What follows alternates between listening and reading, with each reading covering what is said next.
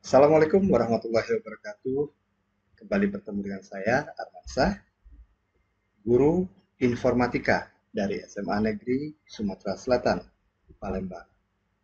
Nah, pada kesempatan kali ini, saya akan mencoba membahas materi yang ada di kelas 10 atau di kelas 1 SMA, kurikulum merdeka. Seperti apa? Sebelum kita melanjutkan bahasan kita pada kesempatan kali ini, jangan lupa silahkan subscribe dulu ke channel Cekgu Arman. Ya, ada banyak sekali konten-konten edukasi dan juga hiburan yang tersedia di channel saya ini. Mari kita lanjutkan. Sekarang kita buka dulu buku panduan kurikulum merdeka. Sebentar. Dari mata pelajaran informatika.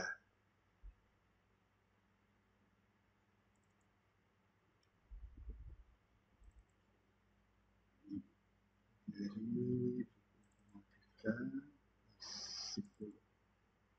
Baik.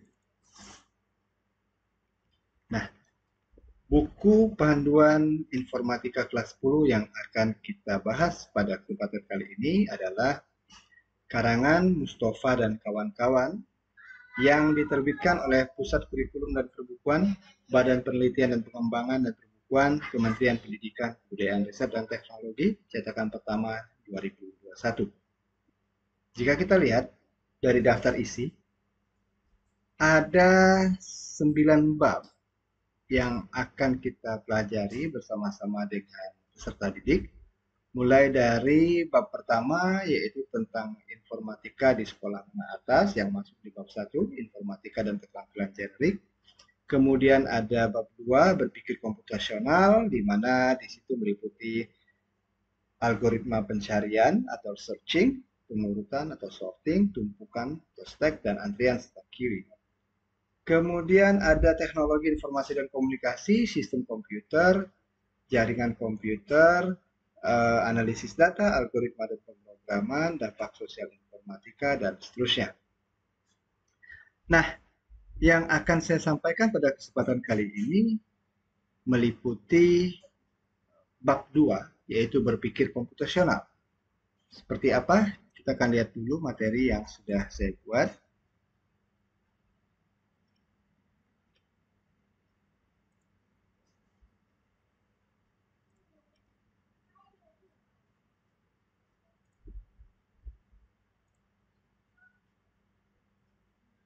Berpikir komputasional. Okay. Nah, ini adalah materi yang sudah saya siapkan.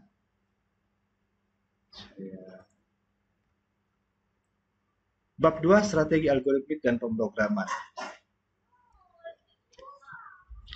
Tujuan pembelajaran pada bab ini adalah siswa diharapkan untuk mampu memahami strategi algoritma standar untuk beberapa persoalan yang disajikan. Kata kuncinya adalah algoritma, strategi algoritmik, searching, sorting, stack, dan queuing. Pada bagian overview, saya menampilkan 4 komponen dasar dari computational thinking atau berpikir komputasi, meliputi dekomposisi, abstraksi, pengenalan pola, dan algoritma. Kenapa pada bagian overview ini saya menampilkan bagian tersebut? Karena memang saya memulai pembelajaran berpikir komputasi dari 4 komponen dasar ini terlebih dahulu untuk melengkapi kompetensi siswa. Pada peta konsep berpikir komputasional di kurikulum merdeka, kita disajikan 2 hal dasar yang nanti akan dipelajari oleh peserta didik, yaitu algoritma dasar dan struktur data. Algoritma dasar meliputi algoritma sorting dan searching, kemudian struktur data meliputi stack dan queuing. Kita akan menyampaikan terlebih dahulu kepada siswa atau pada peserta didik kita definisi atau pemahaman tentang berpikir komputasi itu sendiri, apa dan bagaimana. Berpikir komputasi ada yang mendefinisikan sebagai metode menyelesaikan persoalan dengan menerapkan teknik ilmu komputer atau informatika. Ada juga yang mendefinisikan computational thinking sebagai kemampuan berpikir untuk menyelesaikan suatu permasalahan secara menyeluruh, logis, dan teratur. Ada yang mendefinisikan teknik pemecahan masalah yang sangat luas wilayah penerapannya, bukan hanya untuk menyelesaikan masalah seputar ilmu komputer saja, melainkan juga untuk menyelesaikan berbagai masalah di dalam kehidupan sehari-hari. Ketiga definisi ini sebenarnya bisa kita rangkum seluruhnya, bisa kita ambil ya, karena seluruh definisi yang diberikan itu adalah mencakup dari apa yang ada di computational thinking itu sendiri. Konsep dasar dari computational thinking atau berpikir komputasi meliputi pendefinisian masalah, pengumpulan data, identifikasi penyebab masalah yang paling mungkin, identifikasi yang menjadi akar permasalahannya, dan mengajukan serta mengimplementasikan solusinya. Nah, kalau kita melihat dari konsep dasar ini, maka ketiga definisi yang diberikan sebelum ini semuanya masuk, baik itu merupakan metode penyelesaian persoalan, kemampuan berpikir menyelesaikan suatu masalah secara logis dan teratur, ya kan? Karena di sini ada tahapan-tahapan, maka dia terstruktur dan dia menjadi logis. Kenapa? Karena di breakdown. Jadi masalah besar dipecah-pecah, kemudian diidentifikasi, kemudian dicari penyebabnya, dirancang solusinya, kemudian diimplementasikan. Ya. Nah, begitu juga bahwa seperti yang kita pahami, berpikir komputasi ini bukan hanya di dalam praktek ilmu komputer saja, tetapi memang secara umum dapat kita terapkan di dalam kehidupan kita sehari-hari. Mulai dari kita bepergian, menghadapi situasi jalan raya, lampu merah, dan seterusnya dan sebagainya. Ataupun memikirkan hal-hal yang lebih besar dan lebih kompleks daripada itu. Ini semua bisa dipecahkan dengan berpikir komputasi yang meliputi tadi seperti saya sampaikan di bagian overview, dekomposisi, abstraksi, pengenalan pola, dan juga algoritma. Kita lanjutkan. Seperti misalnya di sini saya memberikan contoh pada materi, setiap hari kita melakukan pekerjaan dengan pemikiran komputasional, misalnya kita ingin membuat secangkir teh atau kopi, kita ingin mengganti bola lampu, kita ingin membeli pakaian, kita ingin ibadah, memasak, menulis buku, berangkat sekolah, dan sebagainya. 4 fondasi berpikir komputasional tadi sudah kita sampaikan, ada dekomposisi, abstraksi, pengenalan pola, dan algoritma. Kemudian kita bahas dulu satu persatu dekomposisi dan formulasi persoalan. Dekomposisi itu artinya adalah pemecahan masalah atau sistem yang kompleks menjadi bagian-bagian yang lebih kecil dan lebih mudah dipecahkan. Masalah-masalah yang lebih kecil ini dipecahkan satu persatu sampai masalah kompleks yang lebih besar tadi terpecahkan. Untuk mudahnya, saya biasanya mencari suatu analogi, ya. Umpamanya begini. Mohon maaf, ini bukan iklan.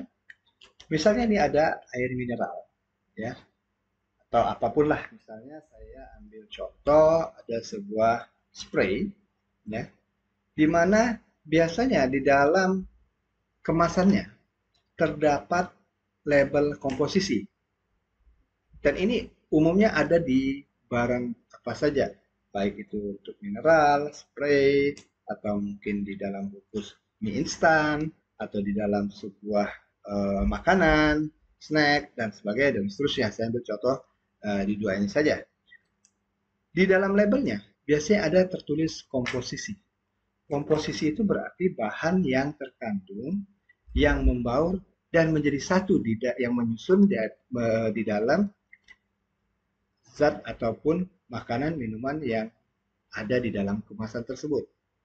Nah, jika komposisi merupakan gabungan dari zat-zat yang terpisah menjadi satu kesatuan, maka yang dimaksud dengan dekomposisi adalah memecah zat-zat yang ada di sini tadi yang telah menjadi satu, dipecah lagi menjadi bagian-bagian yang lebih kecil. Ya, nah, jadi kalau ada komposisi untuk mudahnya, kita ambil saja contoh di mie instan, di minuman, di makanan, di snack yang biasa dikonsumsi oleh siswa kita atau bahkan oleh kita sendiri atau di kopi saset gitu. Itu pasti ada tulisan komposisi. Kita kasih jika ada komposisi maka ada dekomposisi. Kalau komposisi adalah zat yang bermacam-macam tadi berkumpul menjadi satu, dekomposisi adalah yang menjadi satu tadi dipecah lagi menjadi zat-zat asalnya menjadi bagian-bagian yang lebih kecil. Di sini pada presentasi materi saya ada masalah besar, kemudian dipecah menjadi masalah kecil, dan masalah kecil. Kemudian muncul sintesis dan keluarlah solusinya. Ya. Dekomposisi, misalnya, di sini ada contoh kasus, bagaimana sih memilih rumah ideal yang akan ditinggali bersama keluarga. Masalahnya, kita tidak mendapatkan rumah yang ideal, akar masalah tidak ada ukuran pasti kriteria dari rumah ideal. Tujuannya memastikan kriteria rumah ideal yang diinginkan. Seperti apa? Kita lihat. Di sini kita dihadapkan dari skala prioritas dari kriteria rumah ideal. Ya, kembali kita akan memilih rumah ideal yang akan ditinggali bersama keluarga. Nah, skala prioritasnya terdiri dari apa? Ada keinginan, ada prioritas budget, ada daya beli, ada urgensi kebutuhan. Keinginan, kalau kita bicara keinginan atau what we want, biasanya tidak terbatas, ya. Kata Nabi itu, keinginan manusia itu sangat banyak sekali, dan satu-satunya yang bisa menghentikan keinginan tersebut adalah liang kubur, ya. Jadi kalau berbicara soal keinginan, tentu kita semuanya kita ingin. Terkait dengan rumah ideal, kita ingin ada fasilitas umum, ada rumah kita luas tanahnya, ada juga akses transportasi yang mudah, ada akses pendidikan, keamanan, dan juga lingkungan ya masyarakat yang ramai. Karena secara logika kita tidak mungkin mau ya tinggal di tengah hutan sendirian, karena kita sifat dasar kita adalah makhluk sosial, sehingga kemungkinan kita akan memilih tempat yang lingkungannya sudah ramai dengan penduduk. Ya. Jadi kalau bicara keinginan, sekali lagi kita tidak akan ada batas dan tidak ada indikatornya, ya karena semua hal kita inginkan. Nah, skala prioritas yang kedua adalah prioritas budget. Jadi dengan budget kita yang mungkin terbatas, apakah kita mampu mencapai keinginan tadi? Kita ingin fasilitas umum luas, tanah atau rumah, akses transportasi dan seterusnya. Apakah budget kita cukup? Kemudian daya beli. Ya. Jadi tadi ada prioritas budget, ada daya beli. Apa bedanya? Prioritas budget, terkadang kalau kita punya uang, punya dana, kita tidak mungkin menghabiskan uang kita, seluruh dana kita, untuk membeli rumah itu saja. Karena selain rumah, kita pasti punya kebutuhan lain. Ada kebutuhan misalnya pasangan kita, istri ataupun suami, kemudian ada kebutuhan anak-anak kita, ada kebutuhan pribadi kita, ya kan? Dan sebagainya dan seterusnya. Seperti kita tahu bahwa kebutuhan manusia itu ada sekunder, ada primer, gitu, ada tersier. Nah, rumah adalah salah satu kebutuhan. Sementara di luar itu ada kebutuhan-kebutuhan lain yang harus dipenuhi. Kan begitu. Kemudian daya beli ya itu tadi kemampuan kita membeli apakah sudah sesuai dengan apa yang kita inginkan dan juga berbanding ya dengan prioritas budget. Kemudian yang terakhir adalah urgensi kebutuhan. Jadi di sini kita dihadapkan dengan realitas bahwa keinginan ya berhadap-hadapan dengan kebutuhan, want dan need. Ada dua perbedaan di antara ingin dan butuh ya. Apakah semua fasilitas-fasilitas yang kita inginkan tadi memang kita butuhkan? Atau hanya sekedar ingin saja, misal fasilitas umum. Apa sih fasilitas umum yang kita butuhkan di sana yang memang benar-benar menjadi urgensi buat kita? Apakah rumah sakit? Apakah misalnya akses pendidikan? Dan seterusnya. Apakah kita memang membutuhkan luas tanah ataukah membutuhkan rumah yang besar? Setiap orang kan pasti berbeda-beda. Orang yang hanya tinggal di dalam rumah itu hanya dua, ya penghuni hanya dua orang, mungkin tidak membutuhkan rumah yang luas-luas amat, kan begitu? Ya, semakin luas rumah semakin susah untuk dibersihkan. Semakin luas rumah, maka akan semakin besar pajaknya. Jadi orang yang hanya berdiam dua orang di dalam rumah itu mungkin dia hanya perlu paling banyak 2 kamar. Tetapi bagi keluarga yang memiliki 5 anggota keluarga, 2 kamar tidak cukup, maka dia perlu rumah yang lebih besar. Begitu juga keluarga yang memiliki misalnya 7 atau 8 anggota keluarganya, tidak mungkin dia membutuhkan rumah yang hanya memuat 1 kamar atau 2 kamar. Pasti dia membutuhkan rumah dengan kamar-kamar yang berlebih sesuai dengan jumlah anggota keluarganya tadi. Begitu juga untuk misalnya akses pendidikan. Apakah memang kita butuh akses pendidikan di sekitar lingkungan kita itu mulai dari TK, SD, SMP, SMA sampai universitas? Atau kita hanya butuh ya skala SD, SMP saja, apakah SMA saja, apakah itu universitas saja? Setiap orang beda-beda. Ya. Kemudian ada orang yang suka dengan lingkungan masyarakat yang padat. Ada yang wah ingin tinggalnya di kompleks saja, di mana masing-masing orang bersifat individual sehingga tidak saling apa kalau di dalam bahasa Palembang itu tidak saling celudei, tidak saling mengurus ya kepentingan ataupun masalah dari rumah tetangganya. Masing-masing itu memiliki kebutuhan dan keinginan yang berbeda mas, setiap orang. Oleh karena itu maka tidak akan pernah ada ya yang namanya rumah ideal. Karena definisi rumah ideal untuk setiap orang pasti berbeda. Kayak kita perlu belajar computational thinking, perlu belajar berpikir komputasi. Kita pecah keinginan kita itu. Apa sih? Apakah hanya sekedar ingin? Apakah kebutuhannya sejauh mana? Apakah sesuai dengan daya beli, prioritas budget kita, dan sebagainya, dan seterusnya. Mungkin saja bisa kita perluas nanti breakdown-nya. Ya. Baik, setelah tadi kita belajar tentang dekomposisi, kita akan belajar tentang pengenalan pola. Di sini kalau kita lihat ya, saya buat ilustrasi HP, kemudian ada pattern. Saya rasa ini sudah sangat umum sekali ya. Hampir di mana-mana HP kita itu memiliki pattern ya. Seperti ini saya perlihatkan ini adalah telepon seluler saya. Telepon seluler saya pun punya pola kunci tersendiri ya.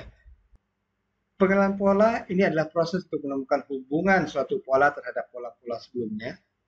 Belajar membedakan pola yang dianggap penting terhadap latar belakangnya, menggunakan teori, algoritma, atau sistem untuk meletakkan atau mengelompokkan pola-pola ke dalam kategori tertentu. Contoh paling sederhana adalah permainan kubus Rubik. Ya, kurang lebih seperti ini. Kita sama-sama lihat bahwa permainan Rubik adalah jamak umum dari zaman ke zaman. Kubus ini biasanya terbuat dari plastik, ya, dan terdiri dari atas 27 bagian kecil yang berputar pada poros yang terlihat, ya, berputar begini. Nah ini adalah pola, ya. Jadi contoh permainan Rubik ini adalah pengenalan pola. Bagaimana nanti setiap pola akan disusun berdasarkan kesamaan warnanya masing-masing. Persepsi manusia, di mana manusia telah dianugerahi kemampuan untuk menerima rangsangan atau indera dari lingkungan dan memberikan aksi terhadap apa yang diamati. Meliputi manusia bisa mengenali wajah, bisa memahami kata yang diucapkan, bisa membaca tulisan tangan, membedakan makanan segar, mana yang busuk dari baunya, dan seterusnya dan sebagainya. Contoh penerapan pengenalan pola di kehidupan sehari-hari, misalnya dengan adanya pengenalan sidik jari bagi para rekan-rekan yang di sekolahnya atau di kantornya memiliki absensi fingerprint, itu sudah biasa ya. Atau di handphone kita, di telepon seluler kita pun ada seperti ini, ya kan? Jadi kalau misalnya saya tekan di bagian sidik jari, tuh dia muncul, ya. Bahkan di WhatsApp kita juga disiapkan. Pengenalan wajah pun sama. Pengenalan wajah rekan-rekan yang di sekolahnya atau di kantornya memiliki absensi face print, cukup meletakkan wajahnya di depan layar, nanti komputer yang ada di mesin itu akan mengenali wajah kita. Setiap orang itu strukturnya berbeda-beda. Kemudian yang saat ini juga lagi viral, itu bagaimana kita bisa memberikan perintah melalui handphone kita dengan menggunakan voice command. Jadi misalnya kita bilang tutup pintu, maka pintu akan tertutup. Ya, itu untuk penerapan yang lebih lanjut. Untuk yang sederhananya kita bisa berinteraksi misalnya dengan Google Assistant. Jadi di telepon seluler kita sudah tersedia voice command yang dapat dikenali oleh Google Assistant. Saya kita bilang buka YouTube, open YouTube, maka YouTube akan terbuka. Ya. Begitu juga misalnya di dalam scanning dokumen. Jadi scanning dokumen di mana kita misalnya memiliki sebuah dokumen dalam format PDF, nanti di format PDF itu akan kita uraikan kembali misalnya ke dalam bentuk text file, apakah itu dalam format TXT, dalam format dokumennya Microsoft Word atau yang lainnya, itu akan ada yang namanya OCR atau Optical Character Recognition, dikenali ya setiap karakter-karakter yang ada di dalam dokumen tadi sehingga dia bisa ditransformasikan atau bisa dikonversikan ke dalam bentuk teks sedia kala ya. Nah, pengenalan dari optical character recognition di sini cara kerjanya ya. Di sini biasanya saya berikan pengantar kepada siswa bagaimana kita bisa mengenali masing-masing karakter. Misalnya seperti di sini ada abjad A, ya karakter A. A itu dikenali ada 5 garis yang menyusunnya. Seperti ini ada 1 naik ke sana, kemudian 2, 3 dibatasi oleh garis berikutnya, ya 4 dan 5. Kemudian untuk karakter B, B itu dikenali dari 2 garis dan 2 kurva, ya. Jadi 1 garis pertama, ya. Jadi ada 1 garis pertama, kemudian ada 2 kurva, ya, ada 2 kurva begini.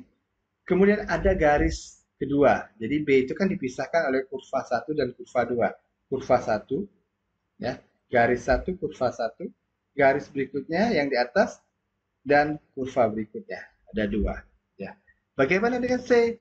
Kalau C berarti itu hanya ada 1 kurva, ya. Tidak ada garis di sana, ya. Untuk D sendiri, ya, D kan begini.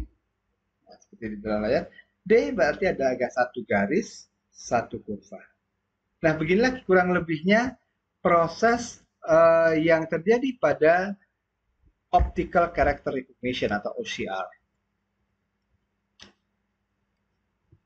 Sehingga kalau misalnya kita bisa notasikan dalam bentuk grafik, dalam bentuk tabel di matematika, pola untuk abjad A, B, C, D adalah seperti ini. Untuk karakter A banyak garis 5, banyak kurva 0. Dalam bentuk bilangan kita bisa notasikan 5,0. Karakter B banyak garisnya 2, banyak kurvanya 2. Kalau kita buat dalam bentuk bilangan, maka dia akan menjadi 2,2. C 0 garis 1 kurva berarti 0,1. D 1 garis 1 kurva berarti 1,1. Diturunkan dalam bentuk grafik di mana ada sumbu X dan sumbu Y, ditarik garis, dibuat titik-titiknya, maka inilah yang disebut dengan proses pengenalan pola pada abjad yang kita temukan sehari-hari. Setelah kita mempelajari dekomposisi, kemudian tadi ada pengenalan pola, sekarang kita masuk ke abstraksi. Abstraksi itu adalah membuat sederhana sebuah persoalan yang kompleks dengan berfokus pada informasi umum yang penting dan mengesampingkan informasi yang tidak relevan dengan solusinya. Kira-kira kalau dalam dunia kekinian, ya, hal-hal yang menjadi toksin, ya, yang menjadi toksit buat kita di kehidupan kita, kita singkirkan. Ya. Kita tidak menerima, tidak membiarkan intervensi yang hanya akan mengganggu perasaan kita. Ya. Yang mana yang mengganggu kenyamanan kita singkirkan, karena itu tidak penting. Ya. Kita menyederhanakan suatu persoalan kompleks, kita berfokus pada informasi umum yang penting saja, dan hal-hal yang dirasa tidak penting, kita pikirkan. Kurang lebih begitu. Nah, metode abstraksi ini adalah satu metode di mana melakukan generalisasi dan mengidentifikasi prinsip-prinsip umum yang menghasilkan pola, tren, dan keteraturan tersebut. Biasanya di dalam komputer kita membuat pengelompokan, ya, sort, ya, pengurutan berdasarkan tipe datanya, atau berdasarkan date modified-nya, atau berdasarkan size-nya, atau berdasarkan uh, name-nya, ya, apakah dia ascending maupun descending. Jadi ada A, B, C, D, file ada susunan dari file kita, ataukah kita mau melihat berdasarkan descending, terbalik, mulai dari file yang bernama Z, kemudian turun ke bawah sampai A. Nah, ini adalah contoh dari contoh sederhana di mana kita mengeneralisasi hal-hal berdasarkan kepentingan kita saja, ya. Dalam abstraksi fokusnya terutama pada karakteristik umum yang ada pada setiap elemen, bukan detail spesifik. Jadi misalnya kalau tadi kita mengatur file berdasar tipe datanya, apakah dia format audio, format video, format teks, dan lain-lain. Seperti ini adalah kita lihat di layar yang saya lingkari adalah file-file image, baik itu JPEG maupun GIF, dan juga file-file PDF. Nah, di sini kita hanya berfokus ya kepada tipe datanya. Kita tidak fokus apakah file A berisi audio apa, apakah dia berisi musik, apakah musiknya adalah musik dangdut, musiknya musik rock, musik jazz, instrumen, ya, atau malah mungkin sandiwara radio apakah itu sor sepuh, babat tanah leluhur, tutur tinular, misteri gunung merapi, dan sebagainya. Itu kita tidak fokus di sana. Yang kita fokus adalah file A ini adalah file audio, dan ini semua kumpulan file-file yang bertipe audio, misalnya MP3, ya. Ataupun ini misalnya bertipe video, kita tidak akan fokus apakah dia ini video film, apakah video tutorial, apakah video musik, ya, dan seterusnya, apakah tutorial masak memasak, ya. Kita tidak akan fokus di sana, tapi kita memfokuskan pada karakteristik umum yang ada pada setiap elemen, bukan di detail spesifiknya. Contoh lain dari abstraksi ketika kita menggunakan sebuah komputer seperti saat ini, ya, kita hanya fokus terhadap pekerjaan yang kita lakukan dengan komputer kita. Kita tidak akan memikirkan tentang apa yang menyusun dari komputer yang ada di depan kita. Bagaimana misalnya antara satu komponen dan komponen lain, elemen satu dan elemen lain, bagaimana chip-chipnya untuk bisa bersatu, bagaimana komputer bisa bekerja memproses apa yang kita inginkan, ya, bagaimana misalnya tabung layar dari monitor kita, ataupun misalnya cara mouse itu bekerja sehingga menampilkan tulisan, menampilkan visual kepada kita, kita tidak akan fokus di sana.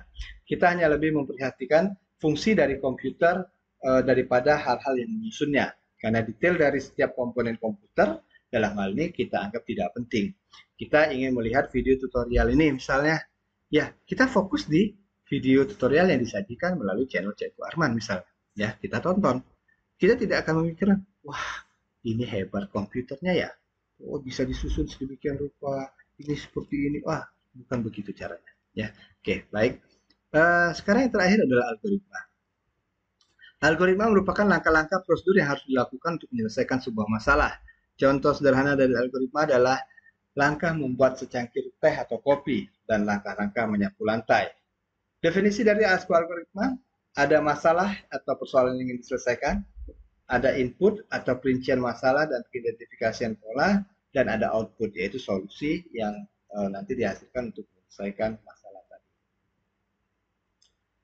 Contoh kasus memindahkan kotak, 3 buah kotak yang masing-masing berdiameter berbeda diletakkan secara bertumpuk. Baik, teman-teman bisa lihat ini materinya, ya, untuk kasus memindahkan kotak. Seperti ini kurang lebih, ya. Bagaimana ada 3 buah kardus yang disusun pada tiang A, nanti semua kardus ini akan dipindahkan ke tiang C misalnya, atau ke tiang B, tanpa merubah susunan kardus itu dengan ketentuan misalnya yang kecil tidak boleh, yang lebih kecil tidak boleh berada di bawah yang lebih besar. Jadi harus seperti ini, ya. Dan ini biasanya selalu saya terapkan di dalam pembelajaran berpikir komputasi sebagai pengantar dasar bagi siswa untuk pemahaman logika yang lebih matang dan lebih jauh. Ya. Misalnya ini ada bentuk awal, ada kotak 1, 2, dan 3, kotak yang paling bawah itu kotak paling besar, kotak nomor 2 kotak paling kecil, kotak yang sedang, kotak yang ketiga adalah kotak yang lebih kecil, ya, pada tiang A. nanti akan dipindahkan satu persatu menuju ke tiang B, ya, seperti ini.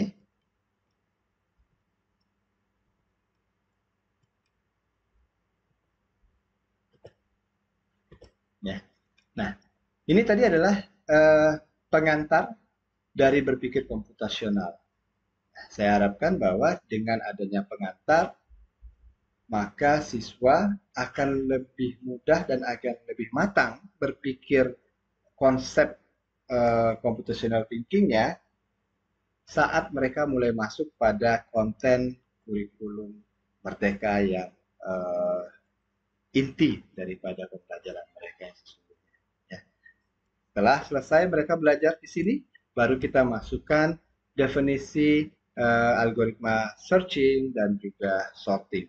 Di mana searching atau pencarian adalah menemukan sesuatu, baik itu misalnya bisa berupa benda, angka, konsep, informasi yang memenuhi kriteria tertentu, yang mungkin bisa kita ambil contoh seperti kita mencari informasi di dalam mesin pencari Google, atau di dalam kolom searching di YouTube misalnya, dan lain sebagainya. Sorting itu adalah suatu pengurutan, ya, yang dilakukan untuk mengatur suatu kelompok benda, objek, atau entitas yang mengikuti aturan tertentu, ya. Sorting kita tahu itu ada yang mulai dari besar ke kecil, kecil ke besar, dari abjad A ke abjad Z, atau dari abjad Z ke abjad A, dan seterusnya dan sebagainya. Kemudian kita akan lanjutkan tentang pembahasan antrian, di mana di sini kita akan mengenalkan prinsip FIFO, first in, first out. Ya. Jadi kalau misalnya kita bisa membuat satu contoh antrean, misalnya kita akan datang membeli tiket bioskop, tiket karcis bioskop, itu kan ada sistem antrian. Di mana jelas orang yang pertama datang, yang akan ada di depan antrian, itulah yang akan mendapatkan prioritas pelayanan pertama. Jadi ini merupakan contoh mudah dari first in, first out. Atau contoh lain misalnya ketika kita memasukkan beras ke dalam tempat ya tersendiri, ya, di mana beras yang pertama kali dimasukkan ke dalam wadah itu, maka itulah yang nanti akan dikeluarkan pertama kali, ya, yang akan ditanak atau dimasak pertama kali. Kemudian tentang tumpukan atau stack, di mana di sini nantinya kita akan mengenalkan juga kepada siswa tentang LIFO, last in, first out. Misalnya, kita bisa mengambil contoh tumpukan piring pada saat kita mencuci piring. Di mana misalnya piring pertama yang diletakkan, itu pasti akan berada di posisi paling bawah. Dan ketika kita akan mengambil satu persatu dari tumpukan tadi, pasti bukan mengambil dari bawah, tapi mengambil langsung dari tumpukan yang terakhir. Nah, ini contoh mudah dari penjelasan LIFO atau last in, first out. Jadi yang mana yang terakhir ya masuk, maka itu juga yang akan pertama kali keluar. Itu kerangka berpikirnya. Jadi kita coba melakukan pendekatan kehidupan sehari-hari kepada peserta didik kita agar apa yang akan kita sampaikan kepada mereka lebih mudah untuk dicerna dan diterima. Baru kita kemudian masuk kepada algoritma searching. Nah, saya Armansah, Guru Informatika SMA Negeri Sumatera Selatan. Assalamualaikum warahmatullahi wabarakatuh. Jangan lupa subscribe di channel YouTube saya, Cek Arman.